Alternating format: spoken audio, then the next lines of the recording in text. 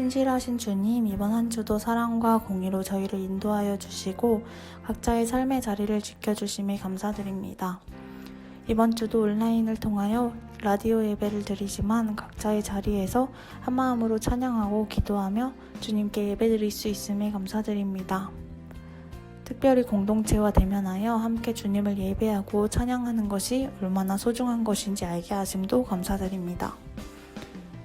이 시기에 온라인 수업을 하고 있는 대학생들이 있습니다. 자신의 자리에서 맡은 바 최선을 다할 수 있게 도와주세요. 아직 위험한 상황 속에 출퇴근하는 청년들도 있습니다. 그들의 건강 보호하시고 챙겨주세요. 코로나 바이러스가 조금은 잠잠해지고 있는 시기이지만 보이지 않는 곳에서 애쓰는 손길들도 있습니다. 그들을 기억해 주시고 그들의 건강과 안전 지켜주세요. 또 해야 할 것, 하고 싶은 것도 많은 우리 많은 이들의 조급한 마음이 절제해야 할 때 잘 절제하게 하시고 경제적으로나 육체적, 정신적, 영적으로 지켜 보호하여 주세요. 주님, 바쁘게 살아가던 저희 삶에 잠시 멈춤을 허락하시고 보잘것없는 인생들 앞에 산적한 문제들을 통하여 주를 바라보게 하심에 감사드립니다. 오직 우리의 이유 되시고 방향 되시는 주님, 주를 온전히 바라보지 못하고 내어드리지 못했던 우리의 삶의 부분들 이 시간 깨닫게 하시고 주님 앞에 낱낱이 회개하게 하여 주세요. 부활 없이 오늘의 짓눌려 겨우 살아가는 그런 그리스도인들이 아니라 주님의 말씀 마음에 담고 당당히 주의 자녀로 승리하며 살아갈 수 있는 우리가 될 수 있도록 도와주세요. 하나님, 우리는 한 치 앞도 감히 알지 못합니다. 저희에게 지혜를 허락해 주세요. 우리가 내일 일을 알지 못하지만 하나님의 마음을 들을 수 있는 그런 지혜를 구하는 청년들 되기를 소망합니다. 선포될 말씀을 통하여 한 주간도 하나님을 향한 우리의 마음을 지키고 은혜를 의지하는 우리 청년들 되기를 소망하며 예수님의 이름으로 기도드립니다. 이번 주 말씀은 누가복음 9장 18절에서 27절 말씀입니다. 말씀을 읽겠습니다. 예수께서 따로 기도하실 때에 제자들이 주와 함께 있으니 물어 이르시되 무리가 나를 누구라고 하느냐? 대답하여 이르되 세례 요한이라 하고 더러는 엘리야라, 더러는 옛 선지자 중에 한 사람이 살아났다 하나이다. 예수께서 이르시되 너희는 나를 누구라 하느냐? 베드로가 대답하여 이르되 하나님의 그리스도시니이다 하니 경고하사 이 말을 아무에게도 이르지 말라 명하시고 이르시되 인자가 많은 고난을 받고 장로들과 대제사장들과 서기관들에게 버림받아 죽임을 당하고 제3일에 살아나야 하리라 하시고 또 무리에게 이르시되 아무든지 나를 따라오려거든 자기를 부인하고 날마다 제 십자가를 지고 나를 따를 것이니라. 누구든지 제 목숨을 구원하고자 하면 잃을 것이요 누구든지 나를 위하여 제 목숨을 잃으면 구원하리라. 사람이 만일 온 천하를 얻고도 자기를 잃든지 빼앗기든지 하면 무엇이 유익하리요? 누구든지 나와 내 말을 부끄러워하면 인자도 자기와 아버지와 거룩한 천사들의 영광으로 올 때에 그 사람을 부끄러워하리라. 내가 참으로 너희에게 이르노니 여기 서 있는 사람 중에 죽기 전에 하나님의 나라를 볼 자들도 있느니라. 아멘. 할렐루야. 청년 여러분, 오늘 말씀은 누가복음 9장 18절에서 27절까지의 말씀으로 신실한 믿음이라는 제목을 가지고 말씀을 전하겠습니다. 예수님께서 제자들에게 묻습니다. 사람들이 나를 누구라고 하느냐? 그때 제자들이 대답합니다. 어떤 사람은 침례 요한이라 하고 또 어떤 사람은 엘리야라 하고 또 다른 사람들은 선지자 중에 하나라고 이야기합니다. 이 대답은 당시 사람들만의 고백이 아니라 오늘날도 여전히 사람들은 예수님을 선지자 중에 하나라고 생각합니다. 어떤 사람은 예수님을 위대한 선생으로 생각하기도 하고 도덕적으로 아주 탁월하고 고상한 인품을 갖춘 위대한 스승으로 예수님을 인정합니다. 자신에 대한 반응을 들으신 후에 이제 주님께서는 제자들을 향해서 질문합니다. 그렇다면 너희는 나를 누구라 하느냐? 헬라어 원문에 보면 이 말씀에서 너희는 이라는 말이 강조되고 있습니다. 그렇다면 예수님의 질문은 무슨 뜻입니까? 사람들이 나에 대해서 그렇게 생각하는 것은 잘 알고 있다. 비록 바른 반응은 아니겠지만 그들의 반응이 그런 것에 대해서 이해할 수 있다. 그러나 내게 중요한 것은 사람들의 반응이 아니라 바로 너희들의 반응이다. 그러니 나는 너희에게 묻고 싶다. 사람들의 반응 말고 과연 너희는 나를 누구라 생각하느냐? 우리 주님께서 이 질문을 던지신다면 우리 청년옥합 여러분은 무엇이라고 대답하시겠습니까? 오늘 본문에 보면 베드로는 이렇게 대답합니다. 주는 그리스도시니이다. 즉 예수님은 메시아이십니다. 우리말로 구원자이십니다. 라고 말씀합니다. 예수님은 하나님께서 약속하신 그 바로 구원자라는 것이죠. 이 베드로의 고백은 아주 의미 있는 고백입니다.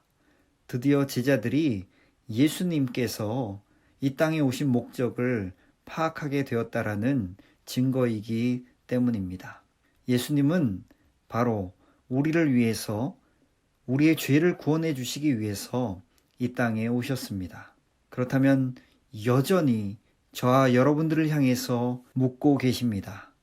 다른 사람들의 생각 말고 너희는 과연 나를 누구라고 생각하느냐? 과연 예수님을 누구라고 생각하고 계십니까? 다른 사람들처럼, 아니 세상 사람들처럼 생각하고 있습니까? 아니면 베드로의 고백과 같이 하나님께서 보내신 유일하신 구원자라고 생각하십니까? 자신에게 정직하게 물어보십시오. 오랫동안 교회에 다녔다는 것 때문에 적당히 넘기지 마시고 솔직하게 물어보십시오. 정말로 여러분에게 베드로와 같은 고백이 있습니까? 오직 예수님만이 하나님께서 보내신 완전하고 참된 구원자라는 고백이 있습니까? 만일 그런 고백이 없다면 처음부터 다시 시작해야만 합니다. 오랫동안 교회를 다녔다고 해서 저절로 하나님의 자녀가 되고 저절로 주님의 제자가 되지 않습니다. 베드로와 같은 고백이 있어야만 합니다. 주님은 그리스도이십니다. 주님은 그리스도이시고 살아계신 하나님의 아들이십니다. 오늘 이 고백을 주님 앞에 드리시는 우리 청년옥합 여러분 되시기를 간절히 축원합니다. 베드로가 이 고백을 드리자 비로소 예수님께서 자신의 죽음에 대해서 말씀하십니다. 인자가 많은 고난을 받고 장로들과 대제사장들과 서기관들에게 버림받아 죽임을 당하고 제3일에 살아나야 하리라. 왜 주님께서는 베드로의 고백을 듣고 나서야 자신의 죽음을 말씀하셨을까요? 그 이유는 예수님이 가셔야 되는 십자가의 길이 무엇인지를 이제 가르쳐 주었다고, 이제 제자들에게 알려줄 때가 되었다고 생각하셨기 때문입니다.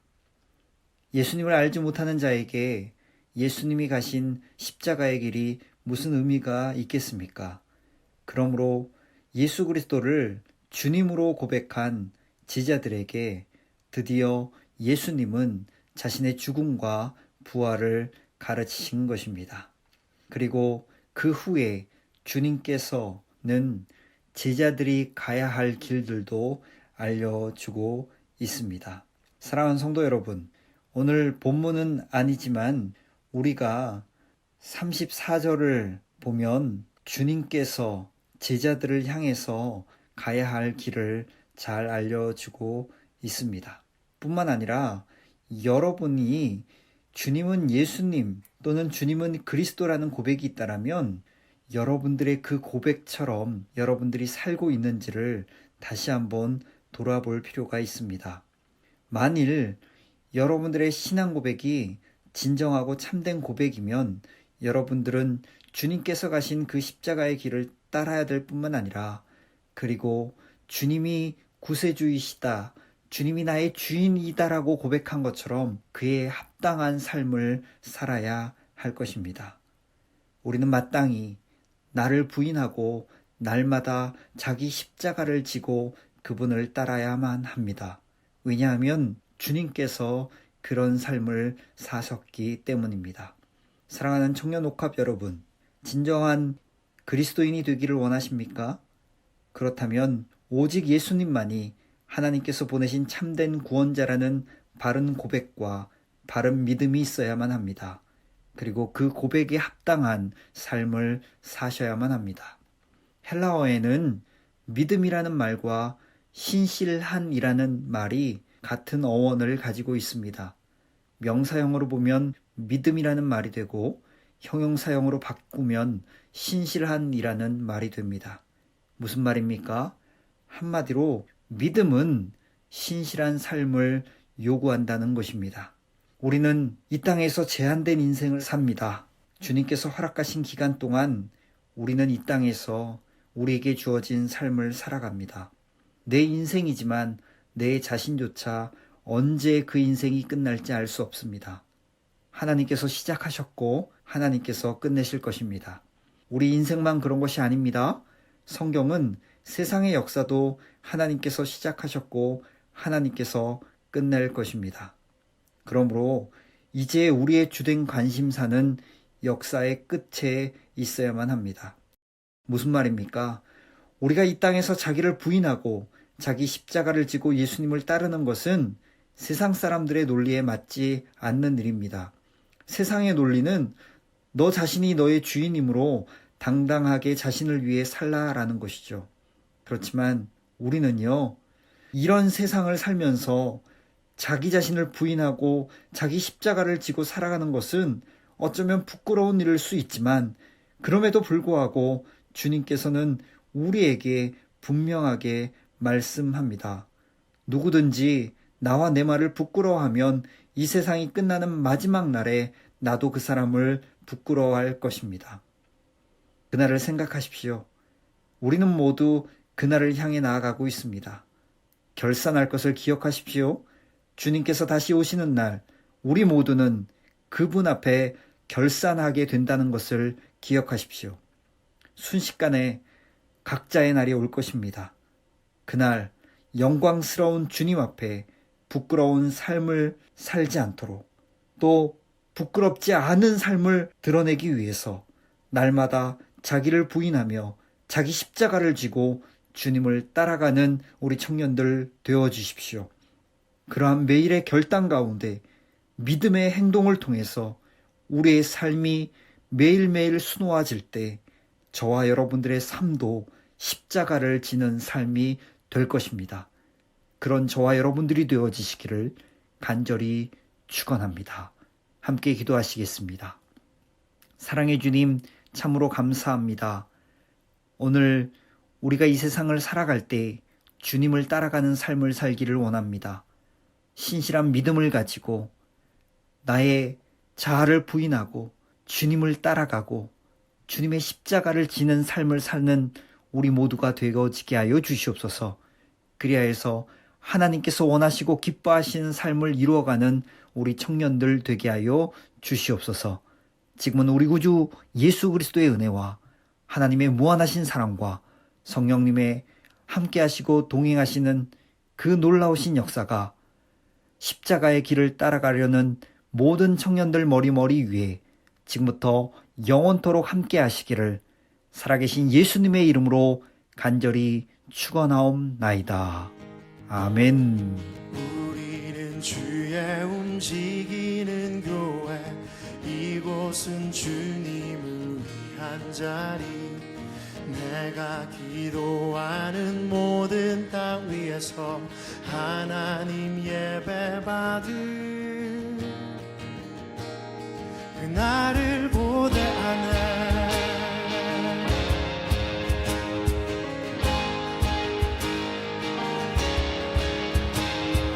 우리는 주의 움직이는 교회, 이곳은 주님을 위한 자리. 내가 기도하는 모든 땅 위에서 하나님 예배 받을